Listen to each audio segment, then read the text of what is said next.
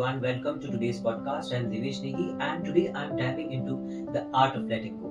Now, the phrase letting go sounds simple, right? We hear it all the time. Let it go. When something bothers us, when relationships fail apart, or when life takes a direction we didn't plan for. Let's break this topic in few parts. Part 1, Understanding letting go. The more we try to control things, the harder it becomes to actually live freely. Think about it. We hold on to expectations, relationships, jobs, or even identities, trying to control outcomes, and when things don't go the way we planned, we experience frustration, stress, and disappointment. But why is that? At the heart of this is our deep attachment to things that are actually temporary. We attach ourselves to our jobs thinking they'll bring us happiness or validation. We cling to people expecting them to fill voids within us. When we even hold on to our egos assuming that our identity is permanent, but none of this is fixed. Everything is constantly changing people, situations, even our own emotions. Imagine you are holding onto sand tightly in your fist. The tighter you squeeze, the more the sand slips through your fingers. It's the same with life. The harder we clench to things, the more they slip away. So, letting go is not about giving up or losing control. Instead, it's about understanding that trying to control everything actually makes you lose your grip on life itself. Part 2, The nature of attachment. Humans by nature form attachments.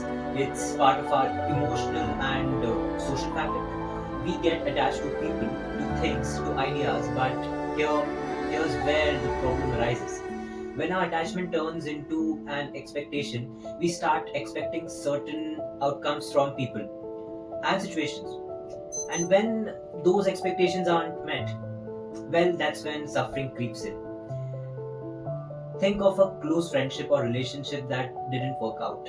Most of us at some point have experienced that deep pain of relationship ending, and a lot of that pain doesn't come from the actual loss but from the expectation we had. We expected the person to act a certain way, be there for us in a specific way, or stay in our lives forever. But people change, situations change, we change. So, the core of letting go is learning how to manage those attachments. It's about accepting that the people we love, the things we want, and even the situation we are in are temporary. They will evolve and change. And we need to be okay with that.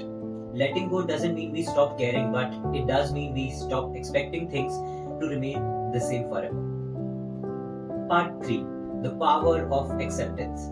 We often confuse letting go with running away from our problems, but that's not what it is all about. Letting go is actually an act of deep acceptance. When we face challenges, whether it's a career setback, a personal loss, or even something like self doubt, our first reaction is often to resist. We push back, deny it, or try to change it immediately. But true freedom comes when we stop resisting and start accepting things as they are. It's only when we accept reality that we can let go of the emotional baggage tied to it. So many of us spend years resisting reality. We resist change, we resist endings, we resist anything that threatens our comfort zone. But that resistance only leads to more pain. When we accept the impermanence of life, that things will change, people will leave, and situations won't always be in our control, we are actually freeing ourselves. We are opening ourselves to a new possibilities, to new experiences, and to a new kind of peace. Part 4, The role of ego in letting go. Letting go is impossible if we are constantly feeding our ego. The ego is that part of us that wants validation, recognition, and control. It's that voice in our head that says, I need to be right, or I need things to go my way. But here's the catch. The ego is never satisfied. It always wants more success, more love, more attention. And the more we listen to it, the harder it becomes to let go. Letting go requires humility. It's about understanding that the world doesn't revolve around us and not everything is a reflection of our worth. So many of our struggles in life come from trying to protect or inflate our ego. We are afraid of failure because it hurts our sense of self. We hold on to toxic relationships because we don't want to admit they are not working. But if we can put our ego aside, even just a little, we'll find it easier to let go of things that no longer serve us. Letting go is a process. So, to wrap it up, letting go is not something you do overnight. It's a process, a mindset shift, and a practice of self awareness. Letting go isn't about becoming detached or indifferent. No, it's about living fully in the present, accepting that life is constantly changing and being at peace with that. The art of letting go is not about abandoning our desires or dreams, but understanding that clinging to them or to outcomes is what creates suffering. When we let go, we are not giving up on life. We are experiencing it in the truest form, uncertain, unpredictable, but also full of potential. So, as you go about your day, take a moment to think about what you are holding on to that might be holding you back. Is it an old relationship, a fear of failure, or maybe just the need to control everything around you?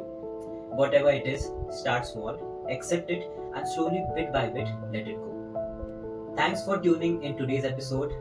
Until next time, this is Devesh Negi reminding you to let go, live fully, and embrace the unknown. Thank you.